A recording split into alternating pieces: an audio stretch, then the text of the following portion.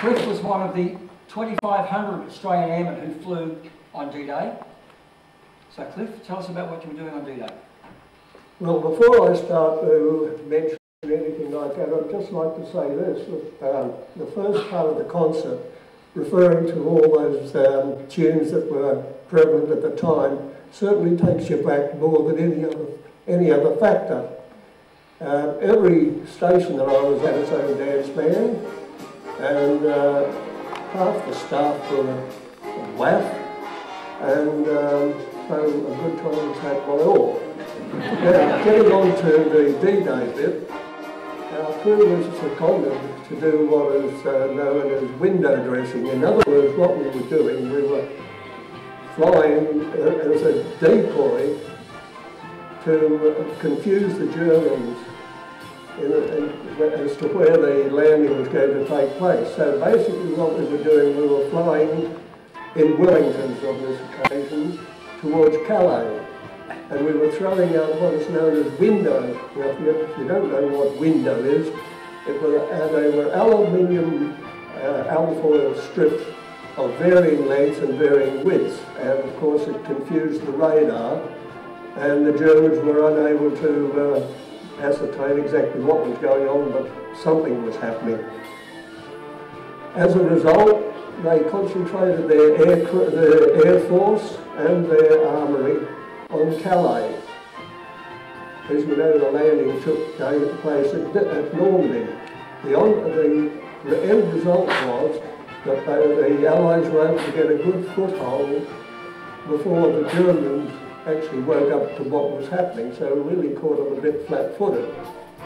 And as a result, a lot of lives were probably spared. Now,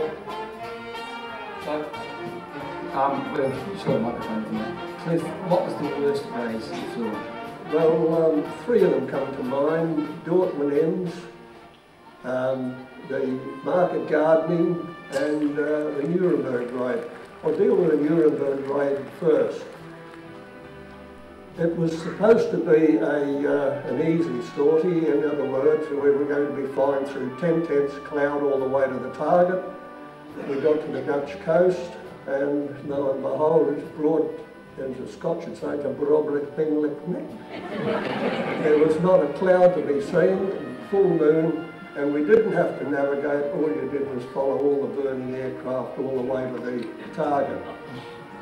I won't give you the figures of what we caused in the damage at Nuremberg. Suffice us to say, it was an absolute write-off as far as after we'd left. Thousands of people lost their lives, and breakfast next morning there were 3 crews out of 40 that took off the night before. We, fortunately, were one of them. Some of those people turned up as prisoners of war, and a few aircraft had crash landed back in Britain. But by and large, the 97 aircraft that were lost were a loss. The next one that comes to mind is the Dortmund Ems raid. On that particular, the particular purpose of that raid was to breach the canal. Now, if you ever go there, the canal, you can drive underneath the canal and the ships go sailing by above you.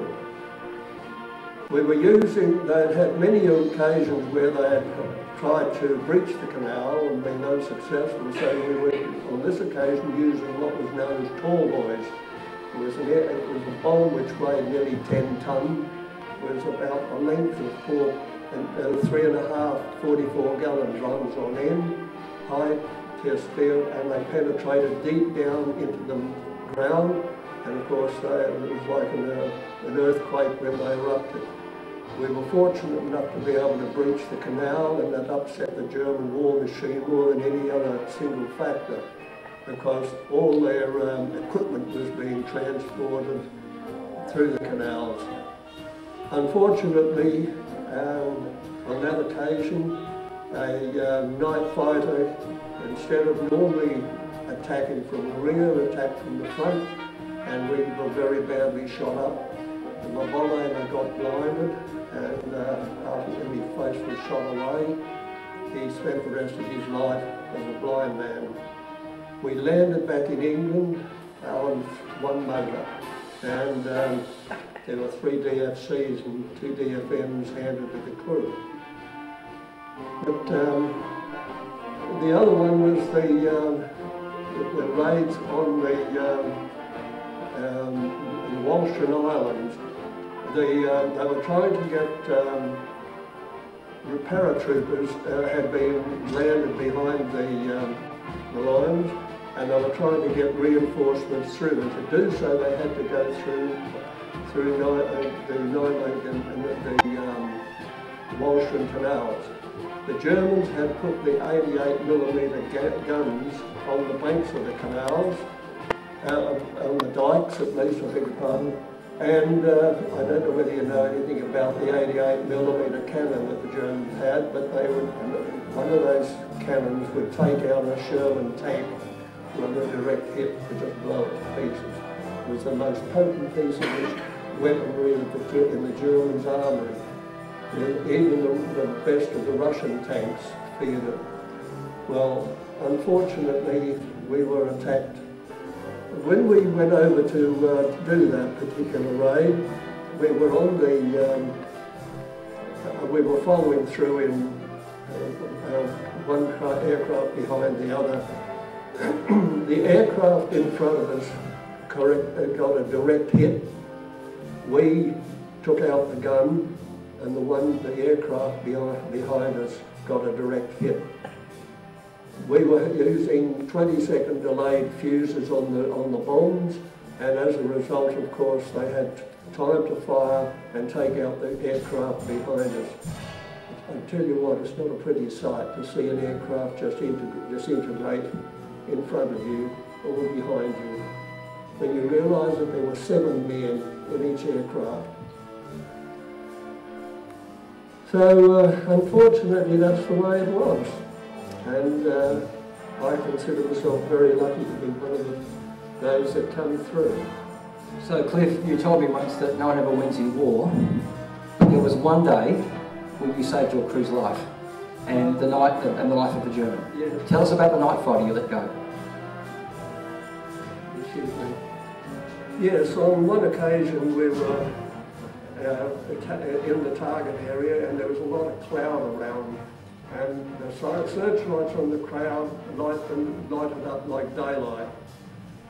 We had just flown out from a bank of cloud, and I was flying mid up a gutter on the occasion, and looking up to my right at an angle of about 20 degrees, and probably less than 150 yards away was a Messerschmitt 109E. Now the 109Es had a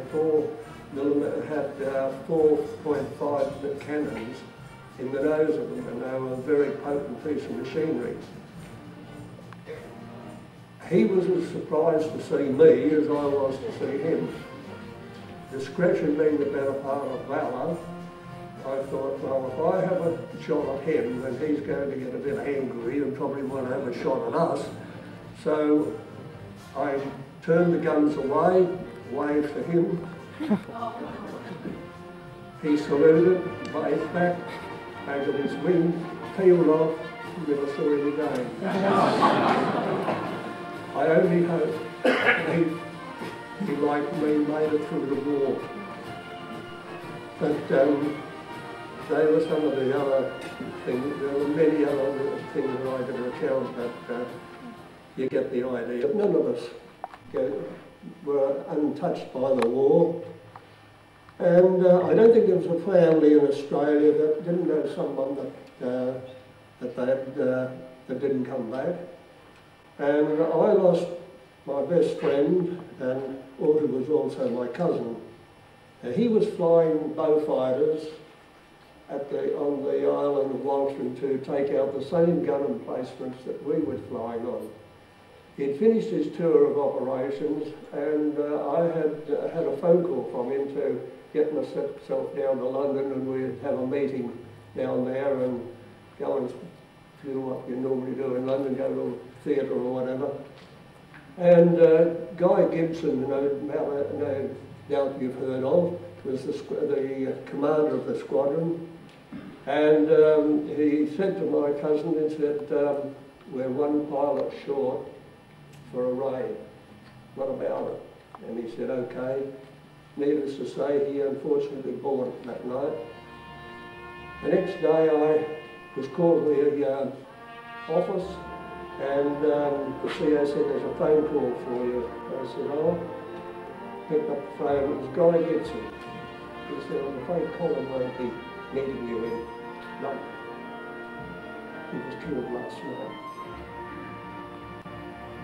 So, no one wins in a war, believe me.